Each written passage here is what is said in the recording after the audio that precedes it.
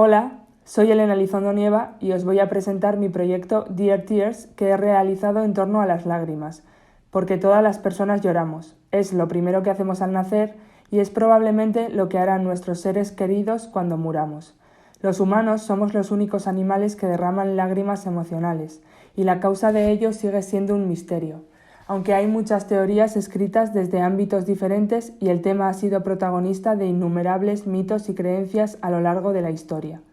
Aunque llorar emocionalmente es un comportamiento natural que nace como respuesta a una emoción y esa emoción puede ser positiva o negativa, socialmente tendemos a suprimirlo y a intentar evitarlo a toda costa. Cuando vemos a una persona llorar, intentamos que pare lo antes posible.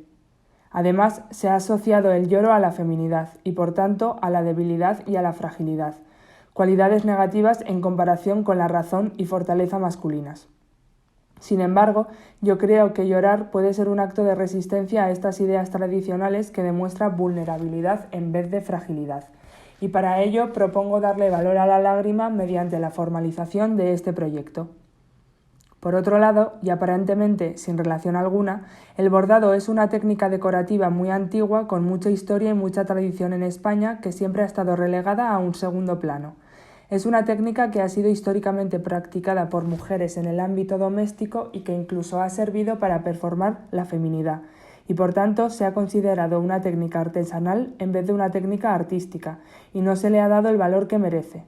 Como las lágrimas, se ha asociado el bordado con la feminidad, la fragilidad y la debilidad.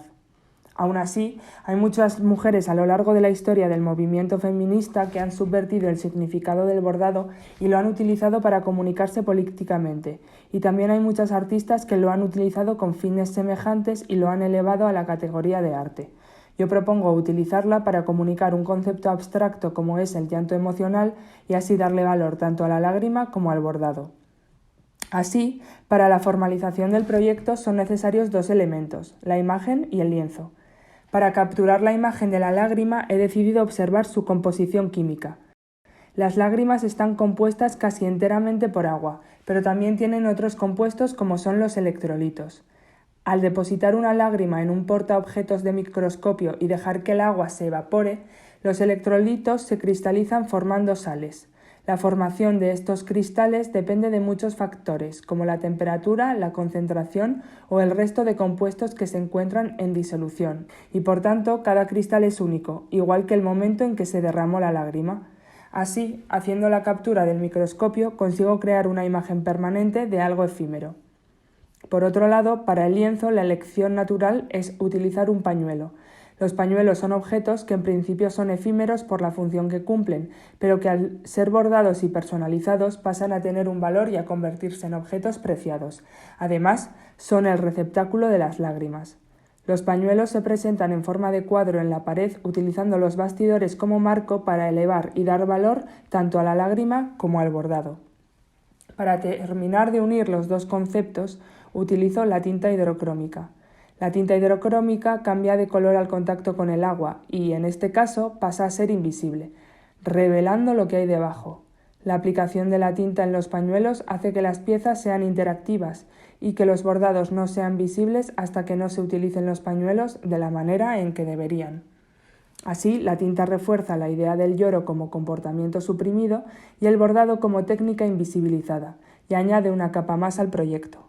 Además, el proyecto se completa con una pieza editorial recopilatoria de toda la información que mediante la encuadernación y los elementos gráficos va tejiendo los dos temas en uno solo. El libro se divide en dos tomos que empiezan siendo completamente independientes, pero que a medida que avanza el texto se van conectando hasta requerir una lectura simultánea de ambas partes. Para concluir, hay que recordar que el objetivo principal de este proyecto es darle valor al lloro emocional y crear una reflexión al respecto, y creo que he podido conseguirlo mediante las herramientas del diseño que me han permitido trasladar este concepto a un lenguaje gráfico que traduzca toda la emoción de la lágrima a una imagen. Muchas gracias.